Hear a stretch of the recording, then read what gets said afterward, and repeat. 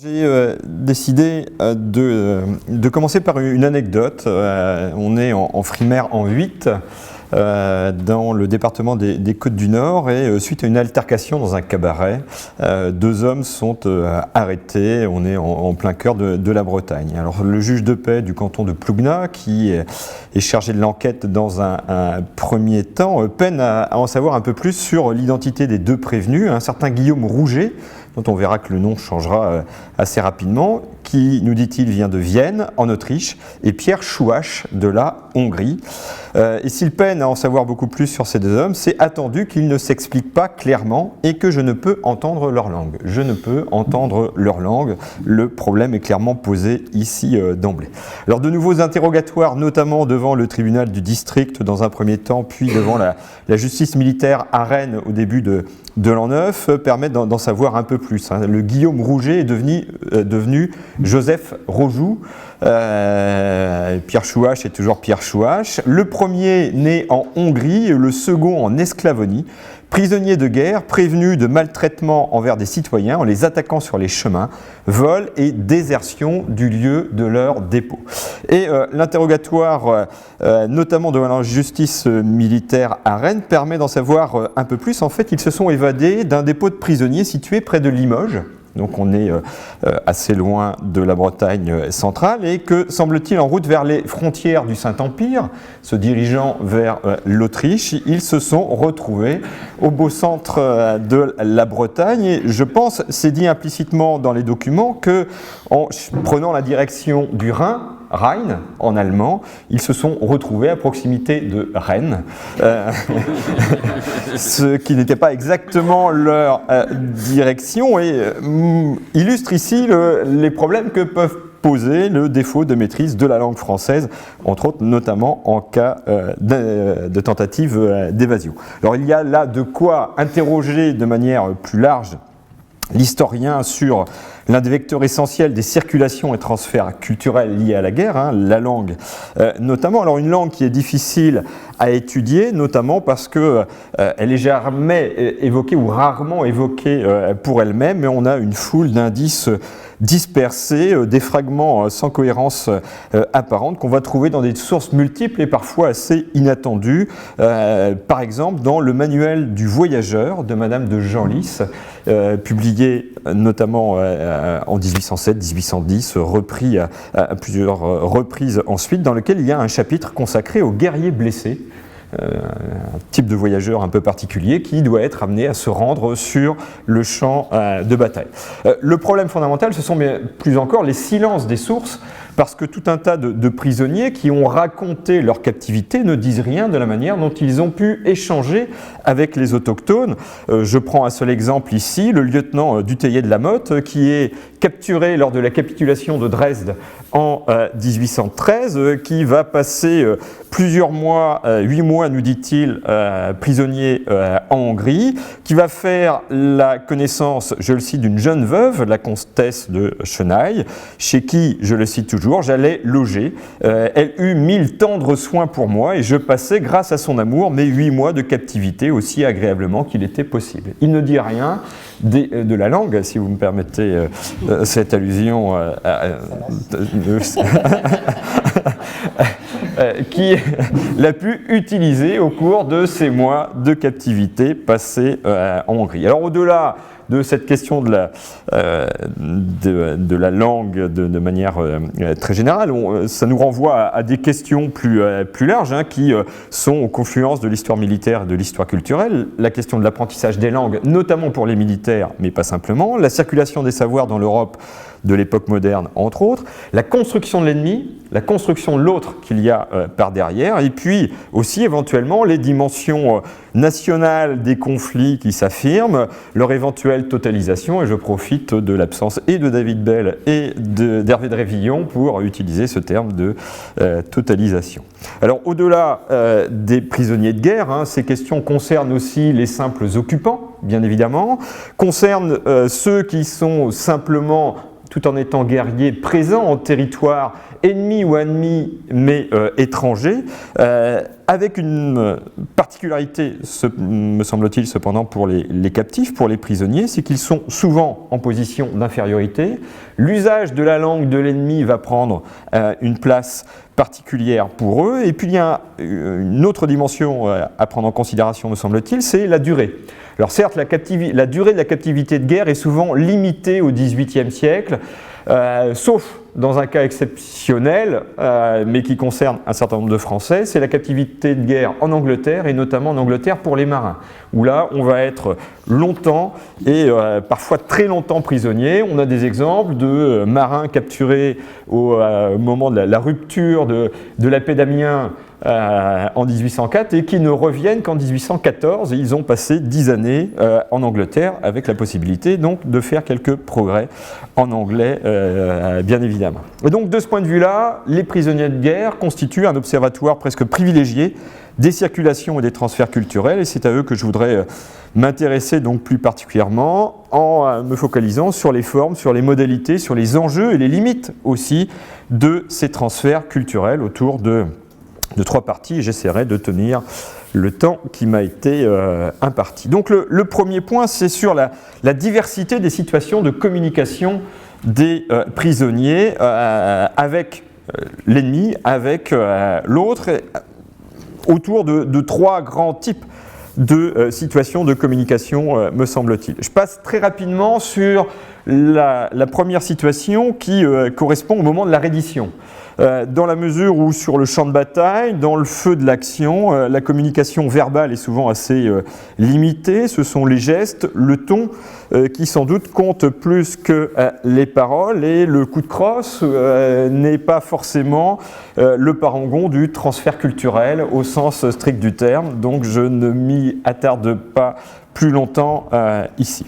Le second temps, c'est la phase de captivité proprement dite, bien évidemment, avec des situations fort différentes selon les types de captivité. Premier type de captivité, la captivité sur parole, qui concerne principalement les officiers, et l'on va voir dans des villes ou des villages anglais, écossais, britanniques au sens large du terme, ou français, par exemple, des prisonniers en assez grand nombre parfois, y compris dans des villes ou des bourgades très secondaires, Carhaix en Bretagne, Becherel en Bretagne, qui ne comptent que quelques centaines d'habitants parfois, mais qui ont le statut de ville, Dinan, Blois, Saint-Malo, pour en rester à l'exemple breton, mais on pourrait multiplier ces exemples. Et donc, ces prisonniers sur parole sont directement confrontés au quotidien à l'usage de la langue de l'autre, la langue de l'ennemi, notamment parce qu'ils doivent se nourrir et se loger chez l'habitant,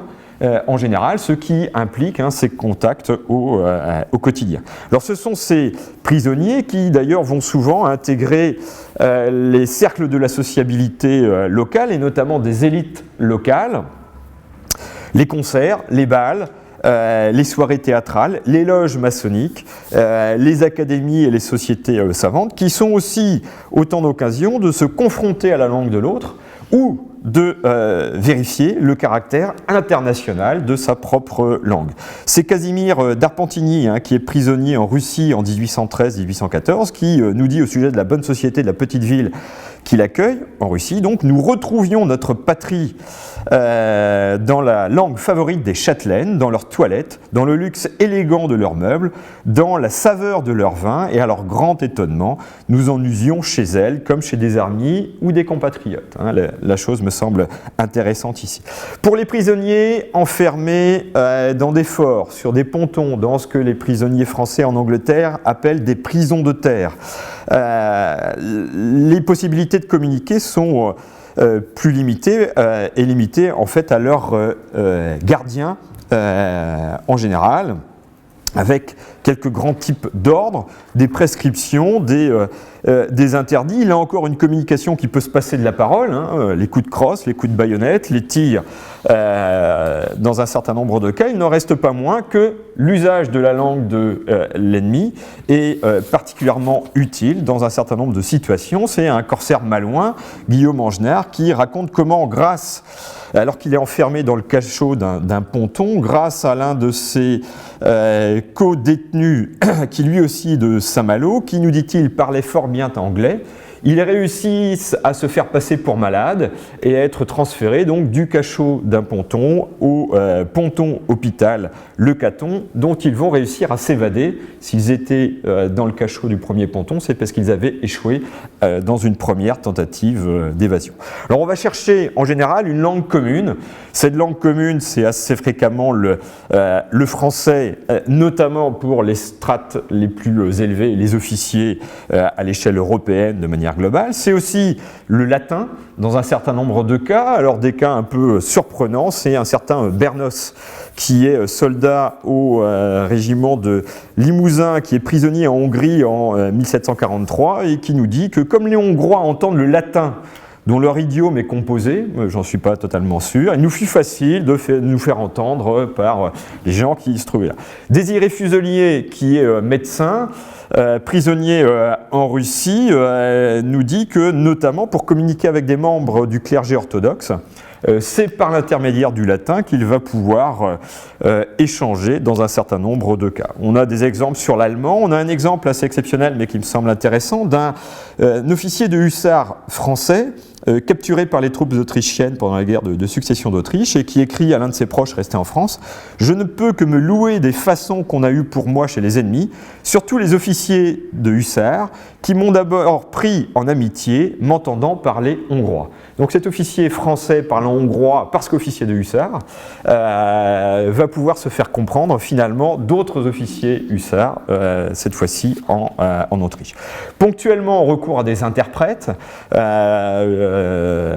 dont la présence est parfois prévue d'ailleurs par la loi. Je pense notamment à deux décrets, celui du 8 Brumaire en 2 ou un règlement du 6 Vendémiaire en 14 en France qui prévoit la rémunération de ces interprètes français pour un certain nombre d'entre eux ou prisonniers de guerre qui ont la possibilité de servir d'intermédiaire linguistique. L'évasion, troisième type de situation de communication. Je passe rapidement, notamment parce que les témoignages insistent peu sur ce point, sauf quand ce défaut de communication ou de possibilité de communication avec l'ennemi au moment de l'évasion est la cause de l'échec de l'évasion. On insiste surtout sur les moyens techniques mis en œuvre pour s'évader, comment on a percé la coque du ponton, comment on a pu acheter des vêtements, un cheval, etc. etc. Il y a assez peu de détails, mais on a quelques exemples. Un certain Karl von Roland, officier suédois capturé à Poltava en 1709, qui décrit qu'une vingtaine d'officiers suédois cherchent à s'évader depuis Moscou dans les mois qui suivent, et ils intègrent dans leur groupe un officier parce qu'il parle parfaitement la langue, en l'occurrence la langue russe, et il se révèle que c'est un traître qui va les dénoncer assez rapidement. J'avais une anecdote sur l'utilisation d'un déserteur polonais avec, nous dit le témoin, une de ces repoussantes faces de carlin qui annonce une stupidité indélébile, impropre à tous les Polonais, nous dit-il, mais je gagne un peu de temps, je n'en parle pas ici. Alors au-delà de ces différents types de situations de communication avec l'ennemi, ce qui me semble intéressant de prendre en considération, c'est la volonté d'assimiler ou d'apprendre éventuellement la langue de l'ennemi. Ça sera ma seconde partie. Alors cette volonté ou cette assimilation de la langue de l'ennemi, voire cette volonté d'apprentissage ne doit pas être idéalisée, bien entendu, même si elle constitue presque le stade ultime du transfert ou de la circulation de la langue dans cette situation de captivité. On peut en distinguer trois stades de manière un peu grossière sans doute. Le premier stade, c'est celui de l'assimilation d'un vocabulaire basique qui va reposer à la fois sur l'utilisation d'un certain nombre de toponymes liés au pays dans lequel on se trouve, alors avec des francisations, anglicisations, hispanisations selon les cas, mais on retrouverait finalement la même chose dans tous les récits de voyageurs, dans les récits d'un certain nombre de militaires en campagne, il n'y a pas d'exception en la matière. La nourriture est l'un des points sur lesquels on va rechercher, on va utiliser un vocabulaire qui est propre. pourrait multiplier les exemples, j'en prends deux rapidement. Le sergent-major Beaujot, qui se trouve retenu sur un ponton en Angleterre pendant l'Empire, évoque notamment un repas de Noël un peu extraordinaire, qui est fait d'un panier contenant du roast beef, du beefsteak, excellent, des pommes de terre, du pain blanc comme la neige et de la Strumbier, donc une bière forte anglaise, précise-t-il. Jacob Meyer, parmi d'autres, un soldat allemand au service de la France capturé par les Cosaques en 1812, décrit quant à lui l'usage immodéré de la vodka, WUTKA, par les soldats russes, et ce n'est qu'un exemple. Utilisation d'unités de longueur locale. On a des exemples où des prisonniers en cours de libération utilisent des miles. Quand ils sont en Angleterre, ils ont traversé la Manche et ils recommencent à parler en kilomètres. Ça n'est qu'un exemple. Dans les récits des prisonniers espagnols en France ou des prisonniers britanniques en France pendant la Révolution et l'Empire, un terme revient très régulièrement. Ce sont les gendarmes, gendarmos, gendarmeria, ou pour prendre l'exemple de John Resswell, qui est capturé en 1804, un brigadier of the gendarmes, je le cite sans l'accent, donc cette intégration de ceux qui représentent finalement la contrainte de manière assez régulière. On a des descriptions des pontons qui sont faits par les prisonniers français en Angleterre, avec là encore l'utilisation de termes empruntés à l'anglais, donc référence au sick bay, traduit par infirmerie, la présence sur les pontons d'un public, un petit cabaret nous traduit le prisonnier concerné, qui mentionne aussi le black hole du bord, donc les cachots évoqués par d'autres sous ce terme de cachot. Là, le choix du terme anglais me semble révélateur. Et puis on a des contamination plus poussée parfois sur des choses plus significatives. C'est le capitaine Dupont, qui est le futur capitaine de la Méduse,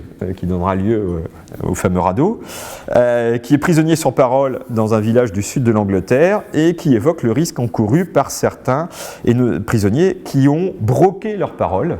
On voit là l'interpénétration finalement des deux langues, cette porosité de la langue qui me semble extrêmement intéressante. Alors au-delà de l'utilisation de ces quelques termes de manière ponctuelle, et on pourrait multiplier les exemples, il y a parfois une volonté d'apprentissage, un apprentissage par immersion en quelque sorte, ce dont témoignaient déjà les exemples que j'ai évoqués, mais qui sont décrits par un certain nombre de prisonniers. C'est Bernos, donc captif en Hongrie, qui échange avec des Autrichiens, parce qu'il est reçu dans une famille autrichienne, et il raconte comment une partie de la soirée est passée à s'interroger mutuellement en montrant des objets, et en demandant voilà, quel est le mot utilisé en français ou en allemand pour désigner tel ou tel objet. Alors il le traduit, je cite l'expression qu'il utilise, Mein Herr, was ist das ? Donc en allemand, Mein Herr, was ist das ? Mais voilà, il utilise lui-même l'allemand pour décrire cette situation. Dans le cas de Désiré Fuselier, ce qui me semble intéressant, c'est qu'il semble que ce soit sa pratique médicale au profit des Russes qui lui ait permis dans un premier temps une accoutumance partielle à la langue russe. Dans un second temps, il n'est pas impossible que ce soit des relations avec des femmes russes qui aient joué un rôle important. Il nous décrit, alors qu'il est dans cette phase de libération, en septembre 1814, il est en train de rentrer en France. La rencontre qu'il fait à Krasnoïe d'un certain nombre d'officiers russes, ils vinrent me trouver dans le logement. Alors ces officiers russes revenaient de Paris, nous dit-il. Ils vinrent me trouver dans le logement que j'occupais. Je causais toute une après-midi avec eux. Je commençais à prendre plaisir à rencontrer des Russes pour m'entretenir dans leur langue. On est passé là à une étape plus poussée, donc d'une volonté de s'entretenir, de progresser dans la connaissance de la langue de l'ennemi. Et donc c'est là le dernier stade, celui d'un véritable apprentissage, aussi complet que possible, de la langue de l'ennemi, parfois par de véritables cour. C'est décrit par le baron de Reitzenstein, donc, qui est capitaine au Feldjägerregiment prussien, capturé à Iéna et prisonnier à Nancy à partir de 1806, et qui nous dit que, comme je connaissais très peu le français, j'ai voulu m'exercer à le parler. Et, nous dit-il, j'achetais un dictionnaire, une grammaire. Il confesse cependant que, je le cite toujours, je m'aperçus bientôt que cela me serait inutile, puisque je n'allais pas en société. Ma mémoire n'était plus ce qu'elle était autrefois. De plus, j'avais un accent trop défectueux pour pouvoir espérer bien parler la langue. Je cessais donc toute étude, au contraire de ce que font un certain nombre d'autres officiers. Et c'est décrit notamment par Maurice von Kotzebue, qui est un Allemand d'origine, mais au service de la Russie, et qui, notamment à Soissons, réussit, où il est prisonnier à partir de 1812, réussit à se faire employer comme précepteur dans une des bonnes familles de la ville, où il enseigne la langue allemande, l'arithmétique, la géographie et le dessin, nous dit-il. Et pendant le même temps, la jeune fille de la maison, donc en retour, nous dit-il, contribue à perfectionner mon français en me dictant des exercices. Donc il y a une sorte d'échange. Et nous dit-il un peu plus loin, de temps en temps, la mère de famille donc assiste aux cours qu'il donne à ses enfants.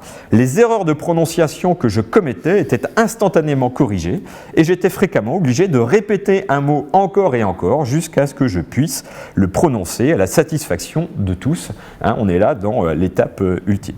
Alors cet enseignement, on le retrouve aussi sur les pontons, entre autres, ou dans les prisons de terre en Angleterre, où un certain nombre de professeurs issus des rangs alors ce sont des militaires, mais qui endossent le rôle de professeurs issus des rangs des prisonniers, vont dispenser toute une série de cours très variés. Alors c'est la simple alphabétisation pour les soldats qui sont analphabètes, mais ce sont aussi des mathématiques, de l'histoire, du théâtre, de la musique, de la danse, de l'escrime et de l'anglais, bien évidemment. Alors c'est décrit par le capitaine Dupont qui dit notamment qu'il prend le temps d'apprendre le français, un peu d'histoire et de commencer d'apprendre l'anglais au moment de sa captivité en Angleterre. Et c'est le baron de Bonnefou, autre marin français, capturé lui aussi, qui prend des cours de latin, de flûte, d'escrime, de dessin, mais aussi d'anglais. Je m'appliquais spécialement à l'anglais, à la littérature, aux bons ouvrages de cette langue que je voulus connaître à fond et bien parler. Il y a là une volonté clairement affichée. Et effectivement, chez Bonnefou, parallèlement à la langue, il y a l'étude, je le cite, des mœurs, de la politique, du gouvernement de l'Angleterre, à qui l'arme puissante de la liberté de la presse qu'elle sait si bien employer suffit pour résister à l'ascendant guerrier de Napoléon. Il a bien une dimension politique aussi dans cet apprentissage de la langue de l'ennemi, me semble-t-il, qui fait de la langue un enjeu des relations entre les capteurs et les captifs, au cours de cette période, entre autres, et ça sera l'objet de ma troisième et dernière partie. Alors, cet usage de la langue de l'autre prend plusieurs dimensions, y compris dans le refus de parler cette langue de l'ennemi, d'accepter ou pas les transferts depuis la langue de l'ennemi. Alors, la langue est tout d'abord une arme ou un instrument contre les prisonniers. On l'a vu dans les situations d'évasion, c'est aussi le cas au moment de la capture avec l'utilisation d'insultes dont les prisonniers ne sont pas dupes. On en a toute une série de descriptions sur lesquelles je passe. Insultes qui sont utilisées encore au moment de la captivité proprement dite. On a la description d'un carabinier des armées napoléoniennes d'origine belge qui prisonnier en Russie, qui dit que les habitants nous appelaient sabaki, ce qui veut dire chien, nous dit-il, et nous insultaient de toutes les façons. Ils nous disaient qu'ils iraient incendier Paris comme nous avions incendié Moscou.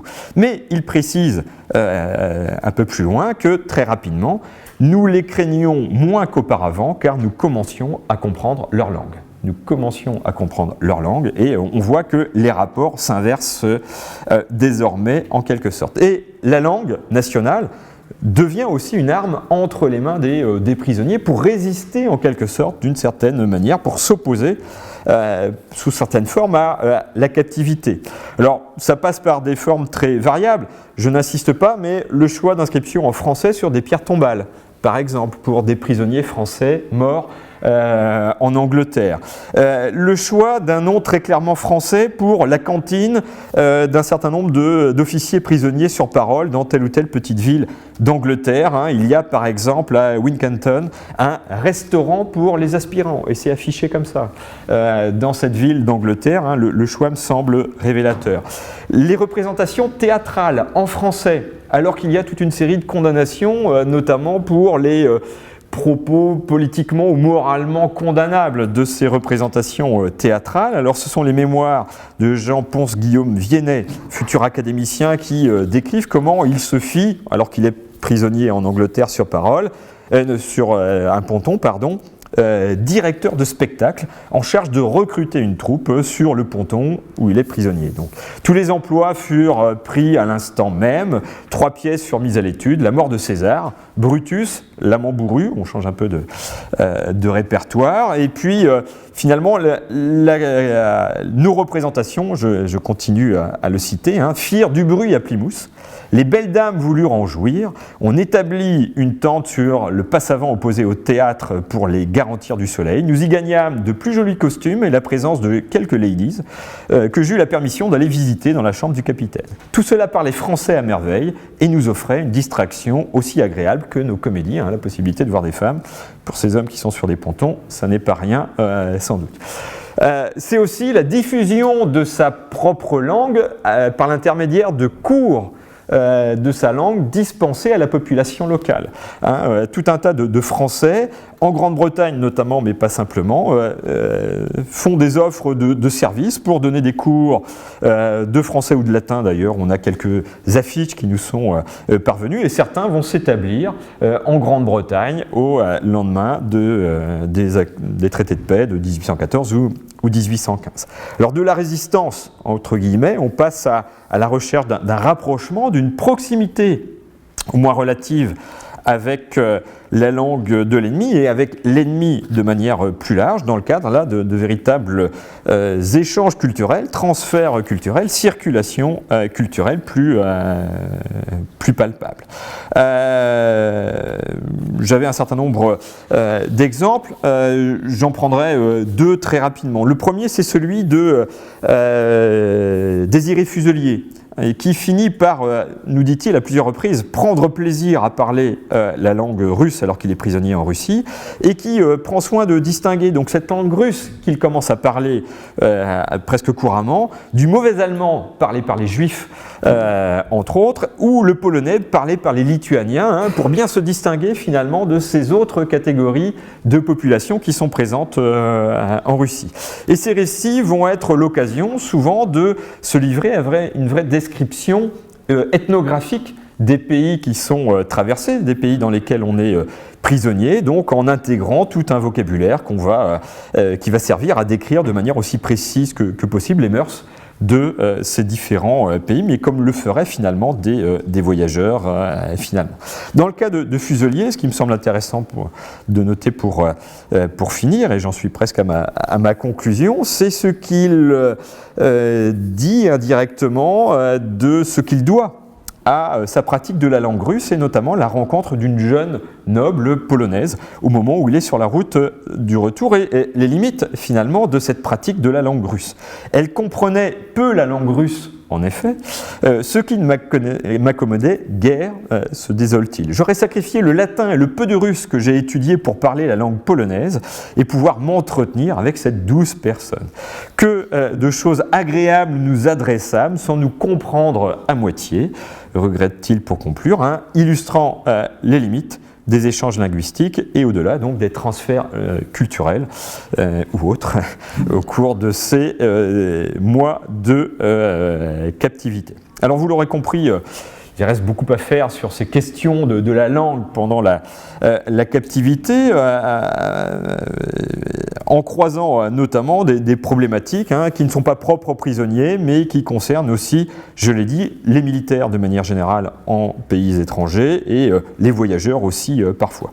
Il me semble en revanche qu'il y a bien un véritable enjeu autour de la langue pour les prisonniers, qui est décrit parfois très explicitement par certains d'entre eux. C'est Casimir d'Arpentini, sans doute avec exagération, qui signale ainsi le refus des femmes russes de céder aux avances des prisonniers français, alors que la chose est assez largement décrite par certains de ses camarades, notamment en Angleterre. C'est un topos que de la conquête des jeunes filles du pays. Et donc il explique cette difficulté des prisonniers français à conquérir de jeunes femmes russes par la crainte, je le cite, de mettre au monde des enfants qui, en ne voulant parler que la langue de leur père, décèleraient par là leur faiblesse ou leur infidélité. Il poursuit sa description en disant cependant que le séjour de nos troupes dans ce pays, c'était dans le gouvernement de Koursk, ne lui aura pas été tout à fait inutile à la Russie.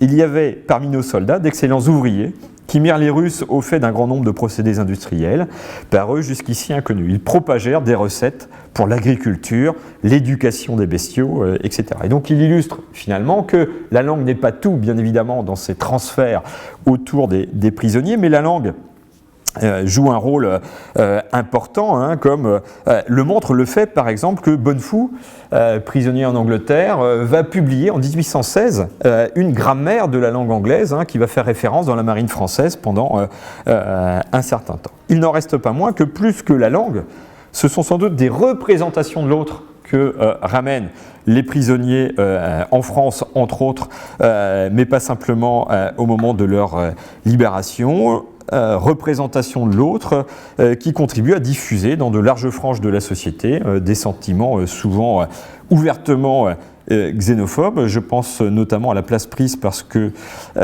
Morgan Guivarch appelle la littérature de ponton dans la littérature française, et notamment la littérature maritime française dans la première moitié du XIXe siècle, par cette anglophobie présente dans la chanson populaire française. Et j'ai retrouvé, ça n'est qu'un exemple, et je terminerai là-dessus, dans le cahier de chant d'un conscrit des années 1880, conscrit Bosseron, donc on est assez loin de la mer, une chanson intitulée « Les pontons ». Cette chanson, donc utilisée dans l'armée française dans les années 1880, évoque Guillaume, Sedan et la Commune. Donc on est très loin des pontons d'Angleterre, même si le terme est resté associé finalement à cette captivité et à la seconde guerre de Cent Ans, de 1689 à 1815. J'en ai fini, je vous remercie.